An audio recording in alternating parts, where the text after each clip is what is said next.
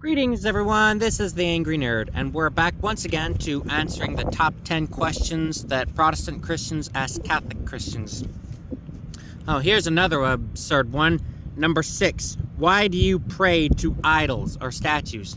We don't. That's another absurd question. But we honor people from the past, and as Catholics, we certainly honor heroes of the faith as well. Besides, are you worshiping Martin Luther or John Calvin if you got a picture of him? Are we worshiping the presidents of the United States by visiting Mount Rushmore?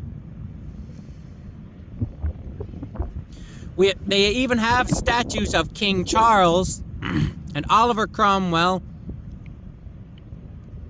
Well, I'm talking the good King Charles, Charles I. I won't go into detail of why I like him better than Cromwell. At the moment, that's an issue for another video. And also, that technically falls in line with worshiping an idol would fall in line with violation of the first commandment. Well, isn't that the second commandment, you may say? Well, the funny thing is, the Protestants seem to have combined the 9th and 10th commandment into one commandment and divided the first commandment into two commandments. Well, so of course, commandment number 1 for the Protestants is no other gods before me, thus saith the Lord, which is commandment number 1 for the Catholics.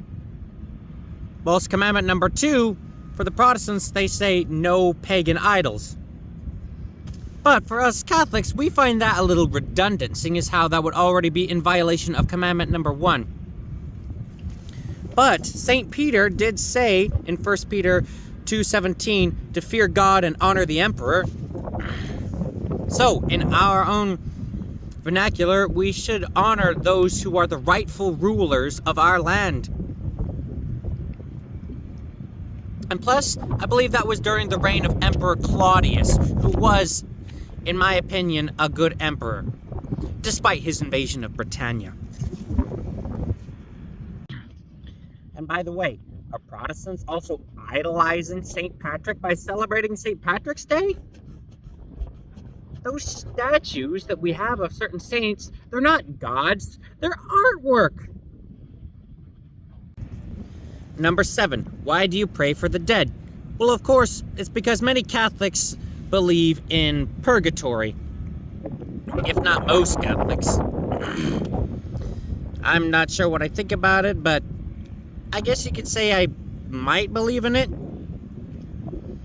If one were to look in 2 Maccabees 12:40, 42, and 44 through 45, it's because many of those Jews who were fallen found that they did have on their person pagan amulets, and if they were practicing Jews who truly practiced the faith,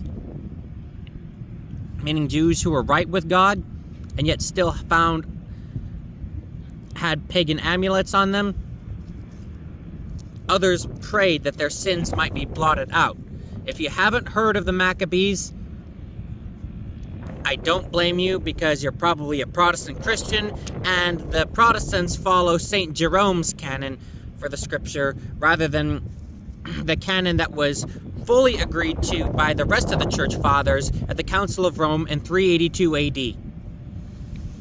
And as a matter of fact, though many of the Orthodox Christians, or most of them, they don't agree with purgatory, even though they have the Maccabees. The Maccabees is predominantly history, and as a history lover, it's kind of disappointing for me that the Protestants eventually cut that out, especially seeing as how it shows the cultural landscape that developed that Jesus was born into.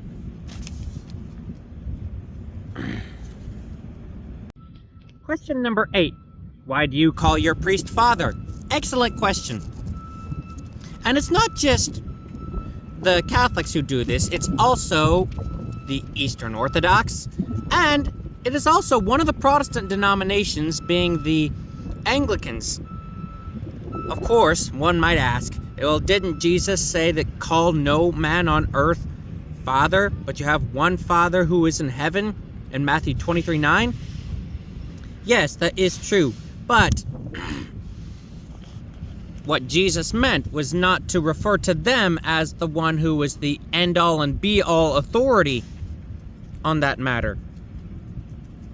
And if we were to take all that into its literal context, then we wouldn't even call our dads Father. I mean, how messed up would that be if we couldn't even call our own fathers Father? And also, if we look at what St. Paul wrote in his first letter to the Church of Corinth,